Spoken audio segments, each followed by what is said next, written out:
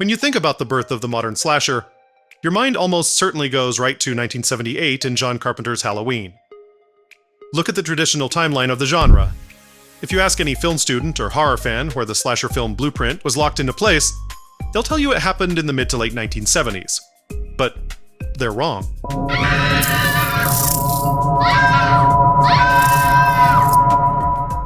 7 full years before Michael Myers came home to Haddonfield, a British psycho thriller quietly laid out the floor plan for the modern slasher.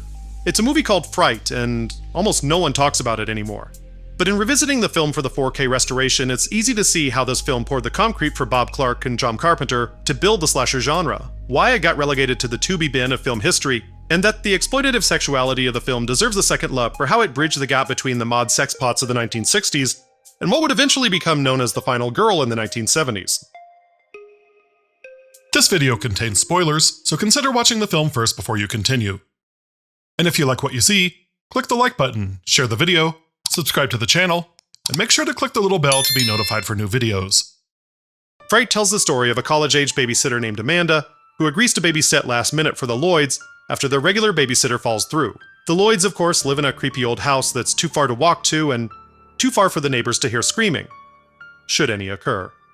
The Lloyd's little boy, Tara, played by the director's son, is nice enough and he spends the majority of the film off screen, so just know that this is not one of those creepy little kids babysitter movies.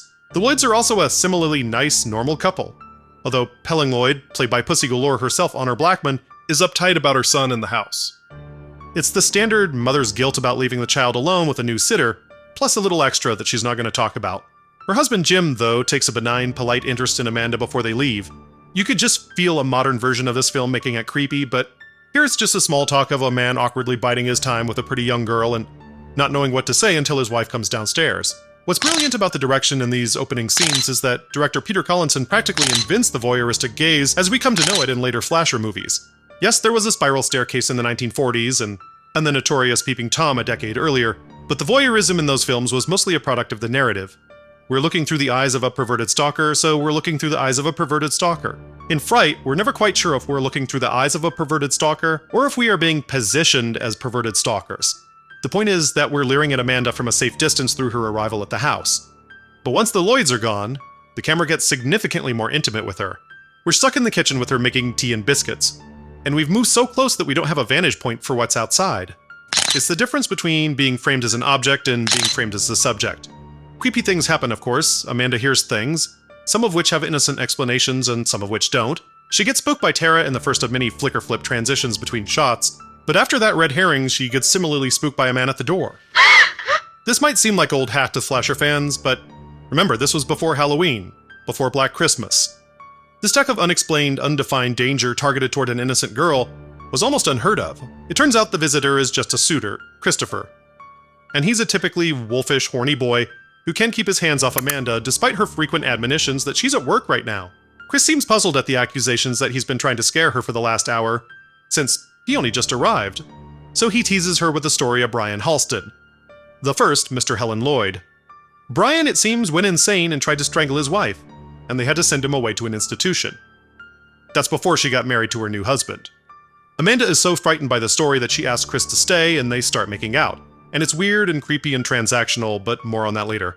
Mrs. Lloyd interrupts him with a telephone call and Chris is thrown out at third base. He starts acting a fool while Amanda is on the phone, so she throws him out for real this time.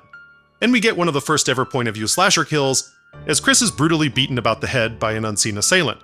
Amanda sees a shadowy figure trying to get into the house and tries to leave, only to have Chris's body fall at her and a helpful neighbor jump in because he heard the screaming.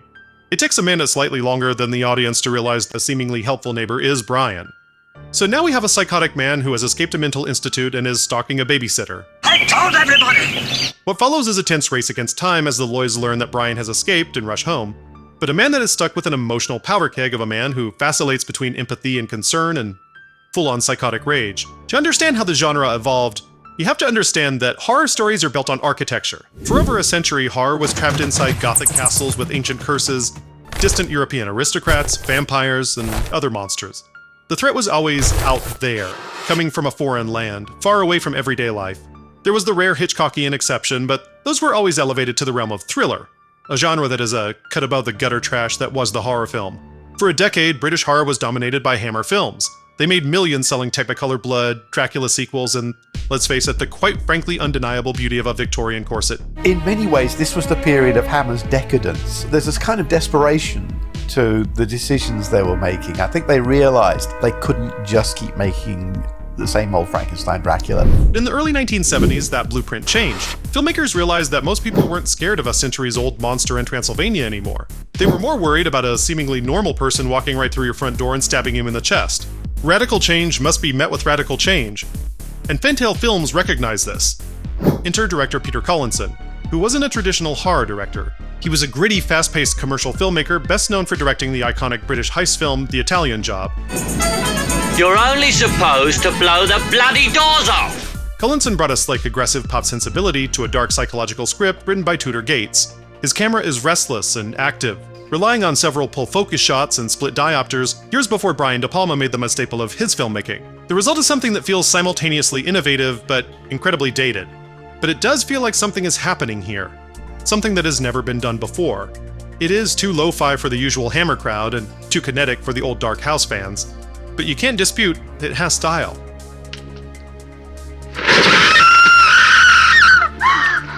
The house that serves as the main setting is just isolated enough and just large enough to be scary. It is replete with old creaky pipes and a weird sort of gothic vibe that would have seemed out of place in the early 1970s. Jim Lloyd apologizes for the house early on, explaining that they inherited it and he just hasn't had a chance to do any renovations. The house is practically a metaphor for the decaying genre conventions that Fright and its contemporaries were trying to replace. And it immediately clashes with Amanda in her smart mini dress, Ella Wangley bangs, and knee-high leather boots. She couldn't be more mod if she walked in with a Peter Max poster and Austin Powers on her arm. And that creates this weird, discordant feeling right away because the house is clinging to a bygone era. When Jim tries to tell her how to use the telly, she says she knows how because we used to have one like that. It is, interestingly, the reverse in Halloween, where the final girl seems more traditional than her environment. What are you gonna wear to the dance tomorrow night? I didn't know you thought about things like that, Lori. It's these early scenes where Collinson and George shine, and where the film acts most like a slasher, presaging When a Stranger Calls, but maybe even more accurately its real-time 2000s remake. Unfortunately, to flesh out the narrative and give us exposition, the film opts to jump back and forth between Amanda and the Lloyds having cocktails at the lounge. And that is largely its downfall as a film. Fright had all the pieces of the puzzle 7 years early, but it isn't universally worshipped like Halloween.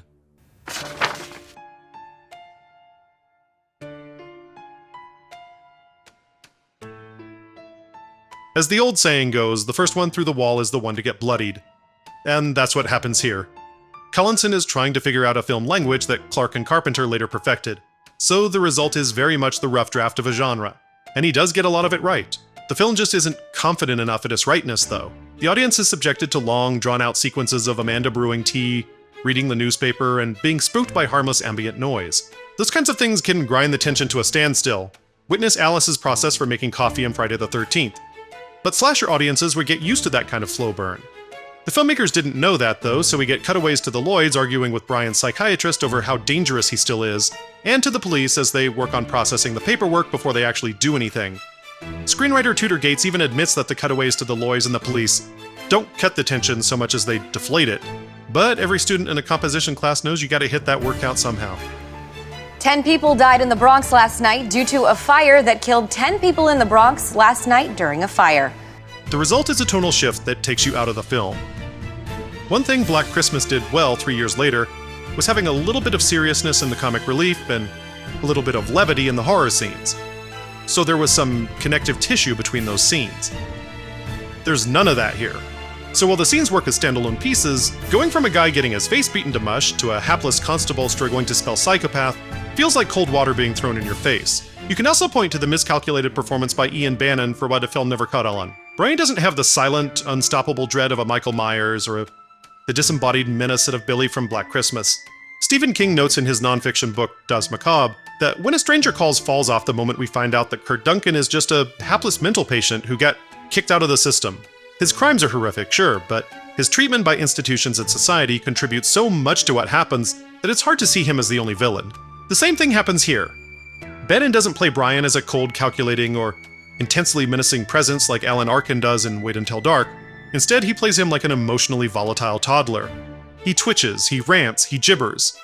He's a pathetic, mentally ill man. and in the final act, the tension is less about whether Amanda will survive, and more about whether Brian will relent and do the help he needs. Consequently, in film scholarship, there's a debate about how to even classify this movie.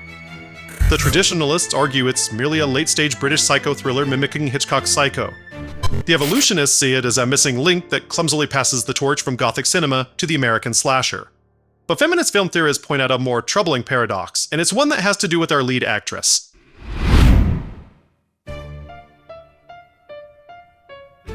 It will probably not come as a surprise to you that the camera spends the bulk of the first 20 minutes lasciviously gazing at Susan George.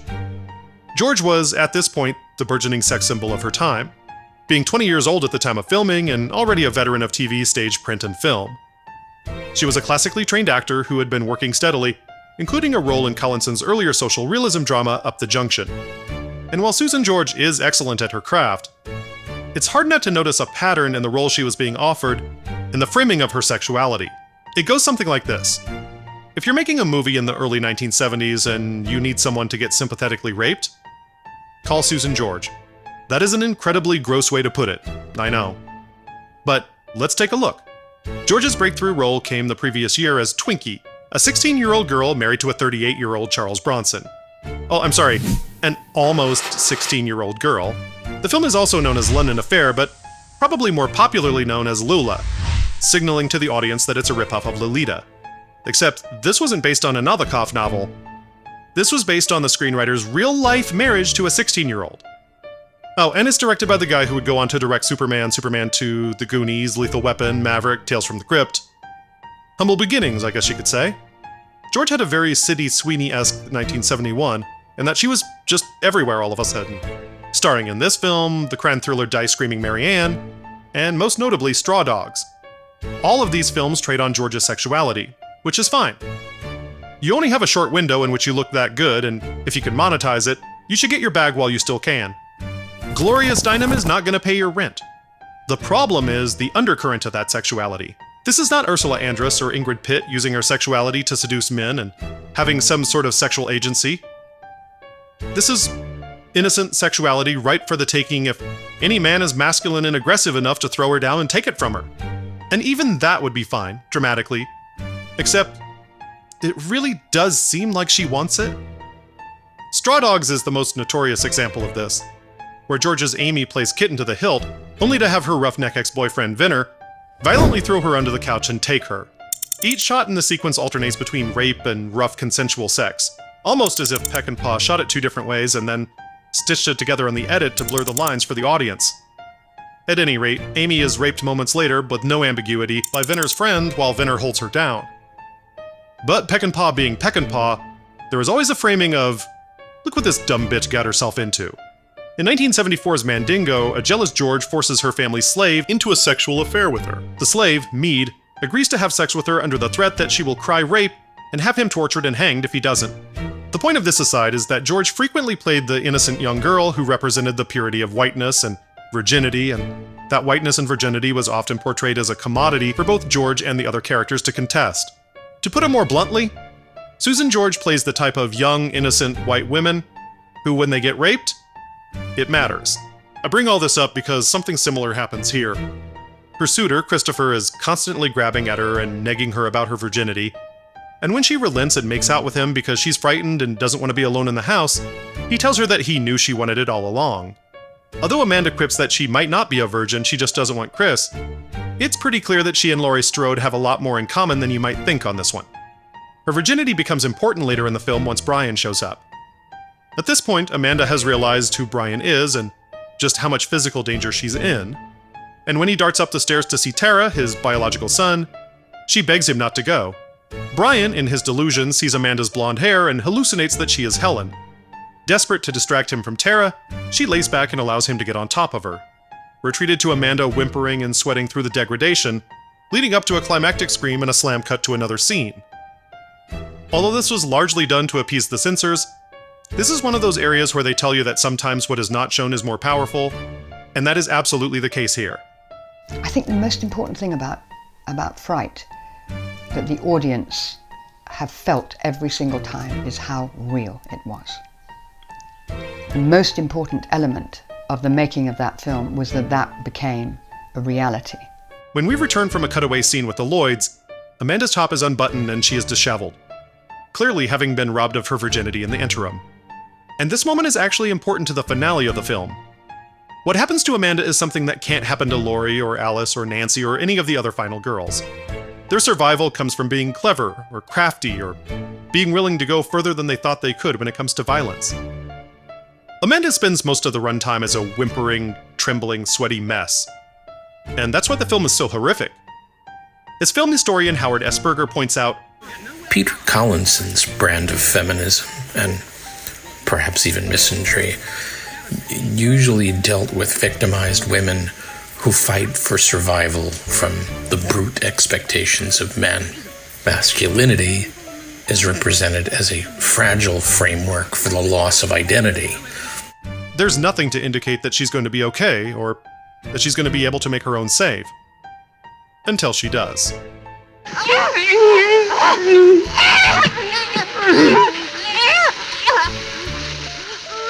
But even this is framed as the regretful act of a fragile and desperate woman. It is this fragility that leads to the climax of the film, where Brian kneels apologetically after giving Tara back to Helen, only to get shot in the head by Amanda, who has stolen a policeman's gun. You love me. It's all right. It's the first time that she gets to assert any control in the film, and it comes in an explosive and destructive act. She recognizes how destructive it is too, as she starts screaming, "I'm sorry, Tara," before he even falls to the ground. But this is where we have to embrace the gray area. One of the most frustrating things about Halloween is seeing Laurie drop the knife or turn her back on Michael, only for him to rise up once again. And in fact, that seems to be one of the pillars of the genre. The villain always has to come back. Laurie is always connected to Michael. Nancy is always connected to Freddy. But Fright violates that trope by having Amanda sever the connection with a shot to the head. One could argue that Amanda is ahead of her time. A recurring theme in the film is the complete uselessness and deficiency of the male characters. Chris is a pushy manipulator. Jem is passive and ineffective. Brian's psychiatrist, Dr. Cordell, fails to manage his patient at every turn, and then tells Helen she's being paranoid. And the local police are cartoonishly impotent, slow, and obsessed with paperwork over action. With the paternalistic structures of the state and the medical establishment having utterly failed her, Amanda plays her own savior. She steals the inspector's gun and bypasses the useless civilized male institutions. What hurts the climax, I think, is that we don't see Amanda find the gun, consider using it, or be conflicted about whether or not she should. Amanda disappears into the crowd after she escapes the house, and then suddenly 5 minutes later there's a gunshot. In not giving us the weight of Amanda's moral decision here, the film doesn't earn that moment the way that it should. None of this is to say that Amanda's act is morally justified. She executes a mentally ill man who had already let his hostage go and surrendered. But then so does Harry Callahan and Paul Kersey, and they're elevated to folk hero status. Like many 1970s films in both North America and the UK, there's a disillusionment with the establishment. Too many guilty men going free, too much focus on the law, and not enough focus on justice. You can't wrap severe sexual trauma up and package it away on the shelf with an arrest. In the 1970s, the cycle of violence was only broken when the victim actively and violently destroyed the source of her terror.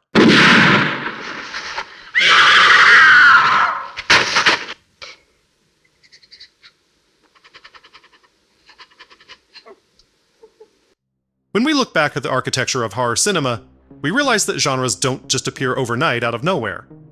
A light bulb didn't go off over John Carpenter's head after a particularly good bong hit in a Space Invaders session. No, the beta version of the genre source code was written right here, in the messy, experimental transition period of the 1970s. Fright is a missing link between the old gothic thriller and the slasher. But this missing link was deliberate in its evolution. It knew what it wanted to do, but not how to do it. But it also leads us to confront the fact that our modern slasher obsession with survival and terror was built at a deeply flawed exploitative foundation. One that traded the old-school monsters for the commercialized spectacle of vulnerable people trapped in their own homes. The systems of storytelling we inhabit are defined by the history we choose to ignore. And sometimes, looking back at a flawed masterpiece is the only way to truly understand the monsters we look at on our screens today. Stay cool, stay safe, wash your hands, return your shopping carts, make good choices, and I'll see you next time.